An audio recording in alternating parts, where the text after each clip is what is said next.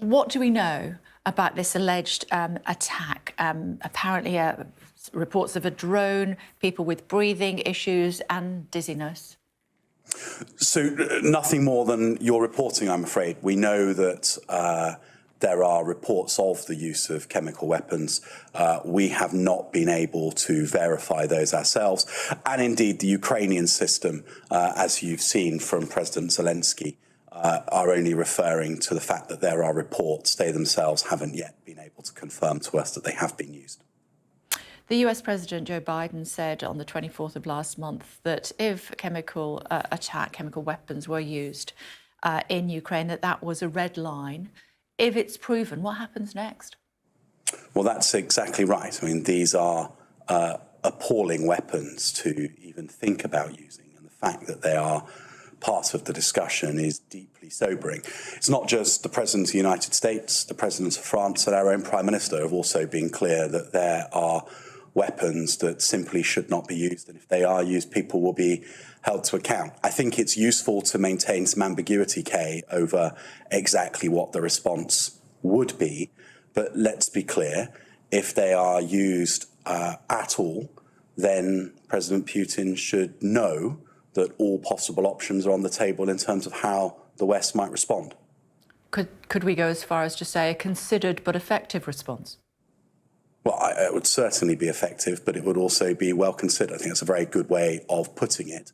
But it's important to recognise that there are all sorts of ways in which these things could be used, from the use of tear gas, which is effectively a riot control measure, all the way through to utterly devastating, lethal chemical weapon systems. So I don't think it's helpful to be too binary about the situation because these are highly nuanced. But I also think it's very important to be very clear with your viewers, who I think have a deep sense of what is right and what is wrong, that there are some things that are beyond the pale and the use of chemical weapons will get a response and all options are on the table for what that response could be. As a military man, I know that you will have a view on this. The 36th Naval Infantry Brigade have been doing their best to try to protect the people of Mariupol and to hold the line for 47 days now. They have commented on their Facebook page to say that they are running out of ammunition and there is little else that they can do. A thought for them? Just amazing heroism. Within my regiment, the Rifles, one of the things that we celebrate the most was what happened in the Battle of Calais, which was a sort of to hold Calais whilst the Dunkirk evacuations were going on. And when I read the stuff from the Marines in Mariupol last night, I was kind of reminded of just that, the extraordinary courage that it takes to just keep fighting as ammunition runs low and you know that your chances of resupply are limited. And yet your sort of sense of patriotism, your sense of duty to your country, your knowledge that the longer you fight, the longer you hold out, the more opportunity it gives others to be ready for what comes next. I just think they're amazing people and they epitomise everything that we've come to admire about the Ukrainian armed forces over the last 6 weeks. Lord Richard Dannett, former head of the British Army, who I'm guessing you would have served under during your time in the military, says that Russia is on the brink of genocide in Ukraine. What are your thoughts? Well, I think that we have seen the most appalling images brought to us over the last few weeks as Russia. There's something. It's great to see Deb Haynes back in Kyiv. It's great to see that Kyiv is coming back to some sort of normality. But as we saw those troops withdraw last week from Bucha and Hostomel and Irpin, the pictures we saw were just appalling.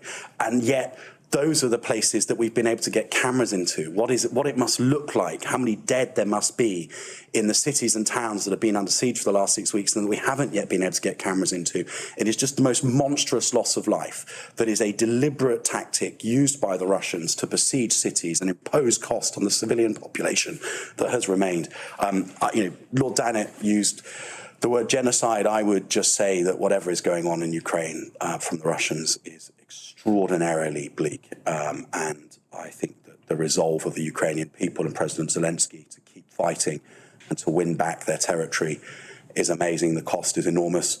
Putin, however, will be held to account, and so too will everybody who serves in his government and the chain of command who have been responsible for these atrocities. Talk to me about Imran Khan, if you would please, domestic politics. He's been convicted of a sexual act against a child. Should he resign? Well, I mean, look, he has been convicted. That's happened in a court of law, so it's a judgment that, of course, we respect. He has had the whip removed and has been expelled from the Conservative Party.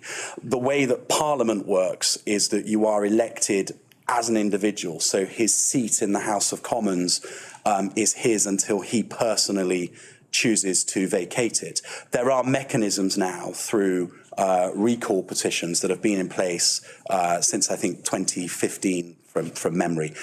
So if he chooses not to, there are now mechanisms through which he can be removed from his seat and subjected to a by-election.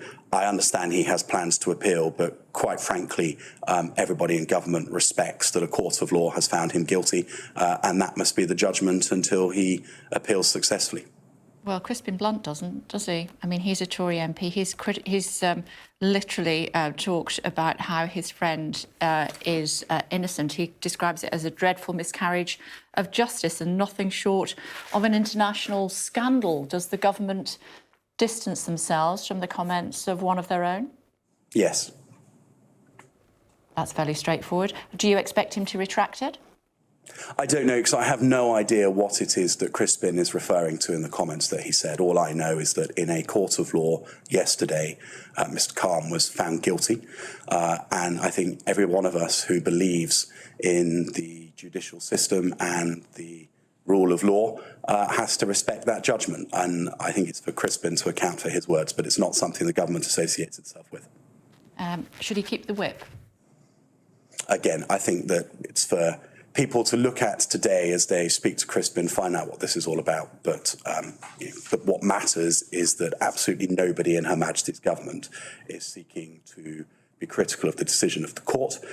If Mr. Khan chooses to appeal, that is for him. But a court of law has found him guilty, and that is what the government believes him to be there for.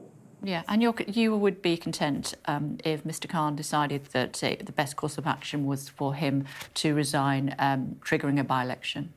Well, I think that that is a judgment for him. But as I've said, there are now parliamentary mechanisms to ensure that people who have been found guilty of crimes that require a prison sentence, and in fact, actually through the recall petition, those who haven't required to go to prison but have been found guilty of a crime can be subjected to a by-election if that is the will of their constituents. This is ultimately, however, a parliamentary process. Mr. Khan has been removed from the Conservative Party and had the whip removed from him in Parliament as well. It would be of no concern to the government if a by-election was triggered in a red wall seat that was actually won by the Conservatives for the first time, certainly in a very long time, if ever, and the ramifications of that. Oh, I mean, I see what you're driving at, Kate, but I just don't think the politics is the most important issue here. Is a very good way of putting it. I wondered if I could ask you about Rishi Sunak. Are you supportive of the Chancellor and the way he and his wife's finances are being conducted? Yes, I am. I mean, I think that he has been clear about what the arrangements are. He has recognised that even after his reassurances, people still wanted some further reassurance, so he's referred himself to Lord Geit. But I think Rishi is pretty straightforward, pretty straight talking, and he has been pretty clear on what the circumstances are. And the fact that the Labour leader describes his behaviour as rank hypocrisy, what would be your response to that?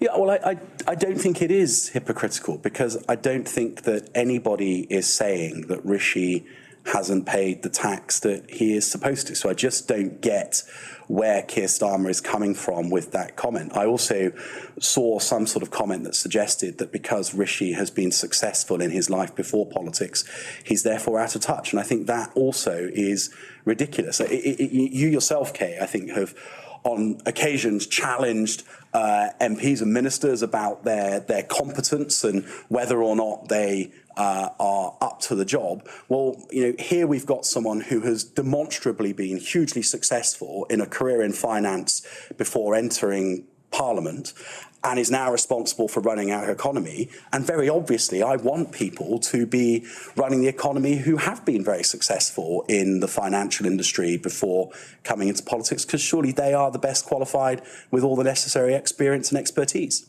But I would have two counters to that, if I may, Minister. One of them would be he was a green card holder, so he was resident in another country while he was deciding what the tax liability should be for the rest of us here in the United Kingdom. I wondered if you have a thought on that, first of all.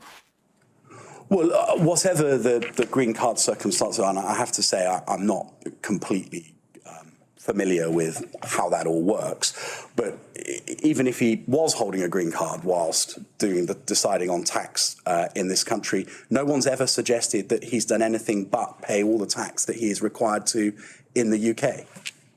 That's very true, but my point is that he's resident of another country, which he was until last October when he was the Chancellor, and yet nevertheless he felt able to offer his view and indeed law to decide how we paid our tax. And secondly, I have a friend who is a captain of industry who is a non-dom, but he still chooses to pay his tax in the UK because he says it's the right thing to do.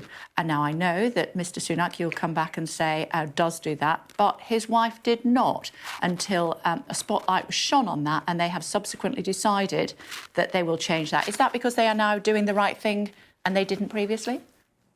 Well, I certainly think they're doing the right thing now, in that I think that it matters to the British public that they think that that they know that their political leaders are paying their way and paying all of the taxes that they are due to.